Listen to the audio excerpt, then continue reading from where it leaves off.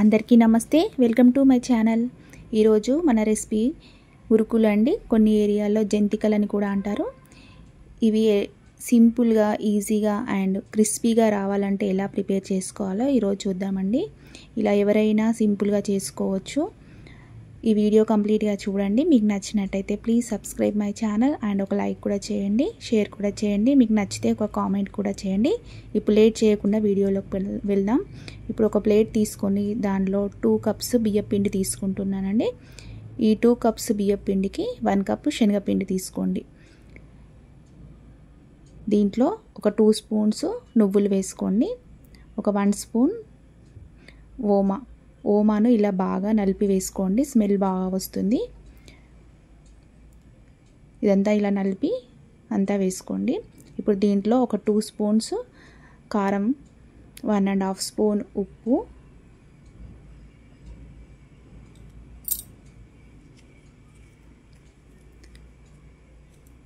వేసుకున్నాక ఇదంతా బాగా ఒకసారి మిక్స్ చేయండి. పిండిలో ఉప్పు, కారం, నువ్వులు అన్నీ కలిసేటట్టు కలపండి. ఒక 1/2 స్పూన్ జీలకర్ర కూడా వేసుకొని అంతా ఒకసారి కలుపుకోండి.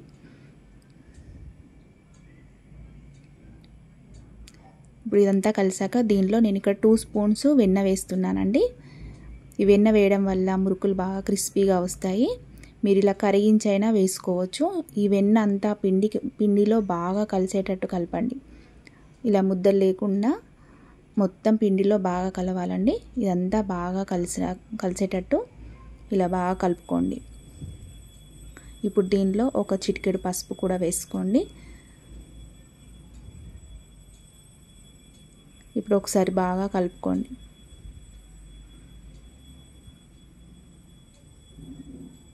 ఇప్పుడు పిండి అంతా ఇలా బాగా కలుపుకున్నాక దీంట్లో వాటర్ కొంచెం కొంచెం యాడ్ చేస్తూ పిండిని ముద్దలా చేసుకోవాలి. మరీ ఎక్కువగా వేసుకోకండి, ఒకటేసారి చూసుకుంటూ కొంచెం కొంచెంగా వాటర్ వేసుకుంటూ పిండిని అంతా కలుపుకోండి.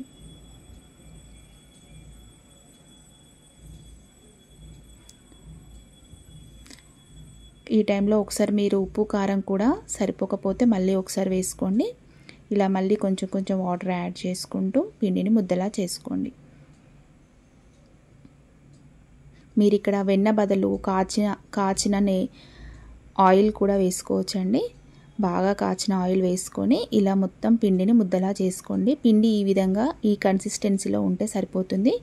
ఇప్పుడు ఒక కవర్ తీసుకొని దాని మీద కొంచెం ఆయిల్ రాయండి. లైట్గా 1 డ్రాప్ ఆయిల్ రాసి దీన్ని ఇక్కడ మనకు మురుకుల పావు ఉంటుంది కదండి, ఇలా 3 హోల్స్ ఉన్నది తీసుకొని దాంట్లో కొంచెం ఆయిల్ రాసుకొని కొంచెం పిండి కొంచెం కొంచెంగా ఇలా తీసుకొని దీంట్లో పెట్టుకొని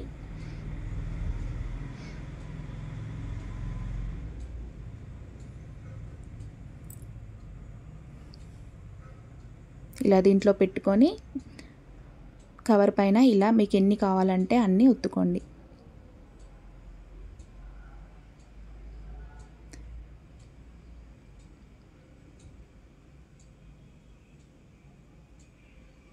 ఇలా ఒత్తుకునే లోపు మనం పక్కన డీప్ ఫ్రైకి సరిపడా ఆయిల్ పెట్టుకోవాలండి.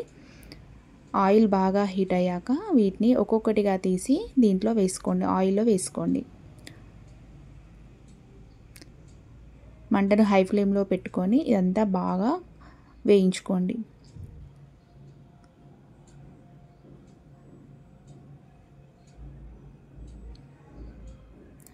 ముందుగా వెంటనే కలపకుండా ఒకసారి ఒక 10 సెకండ్స్ వరకు ఆగి మెల్లగా ఒక్కొక్కటి కదపండి.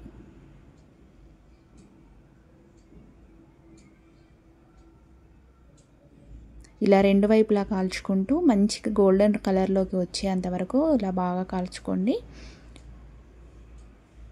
మీకు ఇష్టమైతే ఇలా కాకుండా డైరెక్ట్ ఆయిల్లోనైనా ఒకసారి ఒత్తుకోండి, ఒకటేసారి ఒత్తుకున్నా సరిపోతుందండి. మీకు ఇష్టమైతే ఇలా ఒక్కొక్కటిగా చేసుకోండి, లేకపోతే మొత్తం ఆయిల్లోనైనా వేసుకోండి.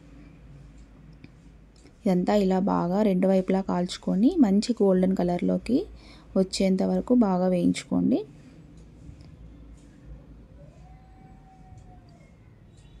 చూడండి, ఇప్పుడు మంచి కలర్లోకి వచ్చాక దీన్ని తీసి మనం ఒక బాక్స్లో చల్లారాక ఒక బాక్స్లో పెట్టుకొని 10 డేస్ వరకు అయినా తినొచ్చండి.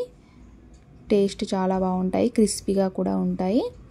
మీరు కూడా నాకు ట్రై చేయండి. మీకు నచ్చితే please subscribe my channel and ఒక లైక్ కూడా చేయండి, షేర్ కూడా చేయండి, కామెంట్ కూడా చేయండి. మీరు కూడా ట్రై చేయండి. పిల్లలు కూడా చాలా ఇష్టంగా తింటారండి. Thank you for watching.